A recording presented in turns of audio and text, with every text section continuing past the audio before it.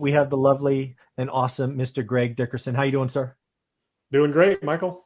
Awesome, man. Hey, one of the questions I get so often, because again, I'm kind of the single family, buy and hold rental guy, is, hey, somebody says, hey, I'm excited. I want to get in. I want a few rentals. I've been watching what you do, one rental at a time, all of that, but I have no cash. However, I have a home where I'll just say I have $100,000 equity line that I could use. So I thought I would ask you, what do you think about using an equity line and your primary residence to get started? When you hear things like that, do you just hear risk? Do you want a plan? What are your thoughts when you hear somebody wants to use equity in their home to get started? It can be a great idea, especially right now with the way, with where rates are, it's so low. But what I would say is, use a line of credit, not a home equity line. Those are two different things. So you don't want to go take the equity out of your house in a lump sum because the interest clock is clicking. Mm-hmm. And once you pay it back, it's done. So what you want is you want a revolving line of credit, revolving equity line of credit on your house. So it's based on the equity you have. You can borrow a little bit more sometimes, and then you can use it, pay it back, use it, pay it back. And the interest clock is not ticking until you deploy the cash. So number one, that would be how I would recommend using the equity in your house. And then you can use that for down payments on residential, rental properties if you need to. What I would really say is educate yourself so that you know how to get into these without even having to use your own money, because there are ways to do it without having to use your own money. You can get seller financing. You can do, rent to owns. There's a lot of different ways to do it. But at the end of the day, if you have a good income, you can borrow money. Just take that, use it as a down payment. As soon as you get that property up and running, hopefully you can find something you can add value to. You refinance the rental property, pull the equity back out, and then keep redeploying or pay your equity line back till the next deal comes. So I think it's a great way to do it, especially. But the key is you got to make sure you can build equity, build value in what you're buying, and make sure that you have a spread between the cash flow you're bringing in and what the cost of capital is on that down payment and what you're paying the bank so that you have a positive cash flow there. I'm so glad we see it the same way, because sometimes I ask these questions and I have no idea where they're going to go. A couple of things what I took from your outline that I totally agree with. One is you can absolutely totally use a line of credit, right? The revolving where you can use it, pay it off, use it, pay it off. Totally agree. Don't just take a second and have the money clicking in your savings account or whatnot. So that's number one. Number two is I love the idea of paying it back. I don't like. Some people are like, use every available dollar you can, maximum leverage. I hate that. I think that is recipe for bad things to happen if the market turns. So I personally love the idea, hey, if you're going to use your equity line or use equity in your home, I want to see a plan to pay it back. Right? As you say, right, buy at a discount, refi out, pay it back. And I actually like to put a clock on it. I would prefer someone to do that and have a plan to pay it back in 12 months or less. I'll take 2 years. But yeah, I don't say, hey, I got $100,000. I'm going to go buy 3 rentals, use it all. I'm going to get the cash flow from here to make the payment. I just saw too many people lose too many properties in the '08 crash to think that's a good idea. Yeah. Yeah. And that's the difference between a HELOC, for anybody listening, a HELOC, home equity line of credit, that's a revolving line of credit, and a HELO, home equity loan.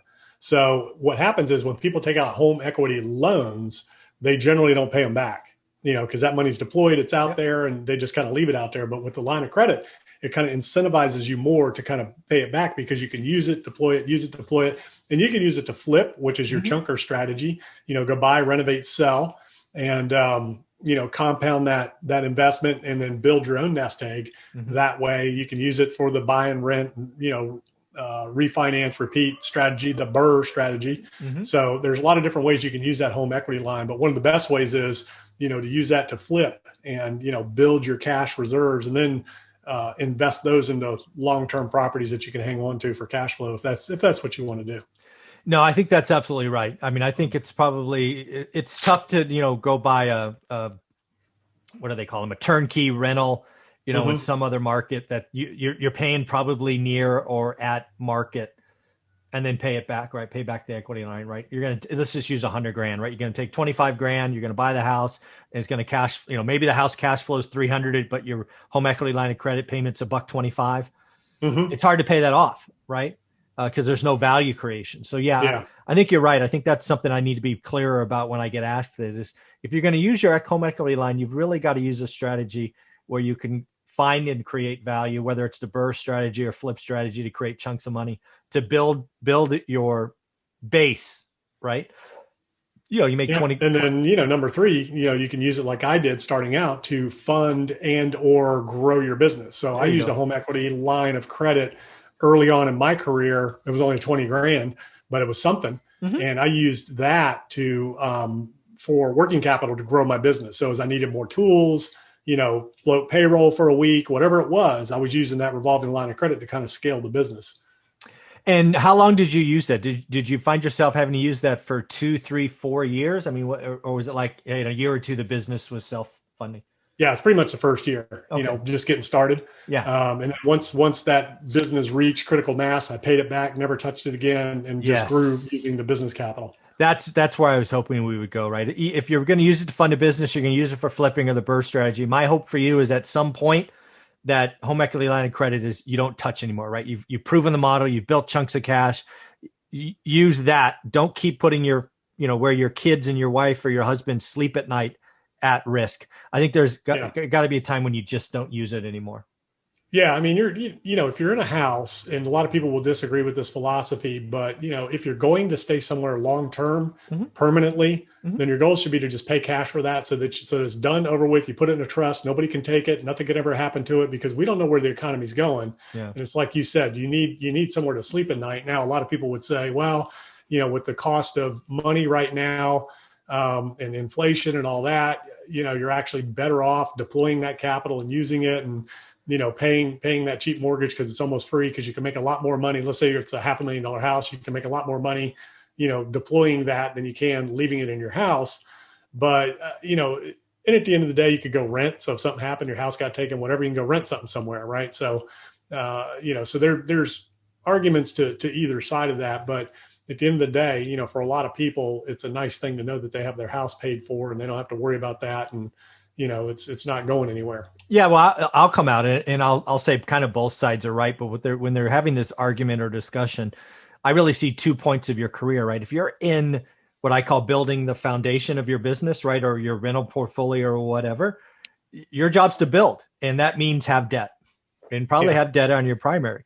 But as you get closer to the end, I could tell you when I was 6 months, maybe 3 months out for being done with my W-2 job, I had debt on everything, right? That was the goal, right? I keep building going forward. But as I got to the end, I have several things now that are free and clear, including the house. So yeah. And that's what we're talking about. Mainly your personal assets. You want to be kind of debt-free, cars, house, that kind of thing. Yeah. If you're exiting a W-2 career type thing and your income's been capped, throughout your career. Now, if you're an investor, developer, whatever, you want all the leverage you can get, in your investment properties. Mm-hmm. So, the more you owe, the better position you're in. And that was proven to be true 2008 and 9. Mm-hmm. The more you owed the banks, the more willing they were to work with you. Unless they, and your personal assets needed to be protected, so that if the chips fall, in a negative way, they don't come after all your assets. So, there's some advantages there. So it all depends on where you're at in terms of, your abilities to produce, your investment acumen,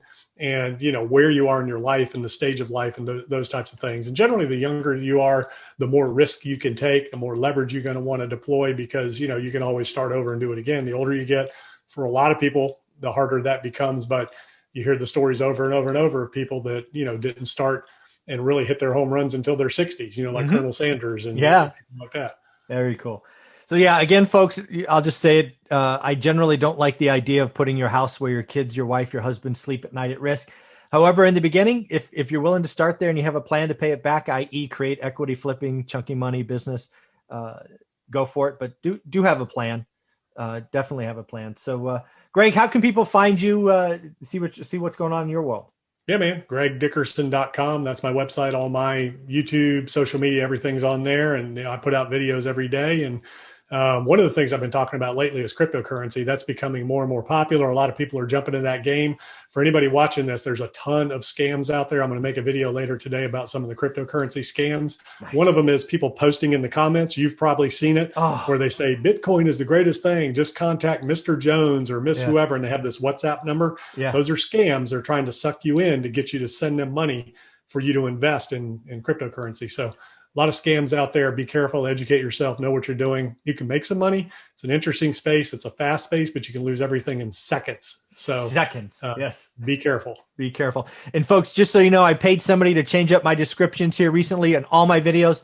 And one of the links below is Mr. Greg Dickerson's playlist on my channel. There's over 100 hours of us having discussions. Go check it out. Thanks, buddy. Wow. 100 hours.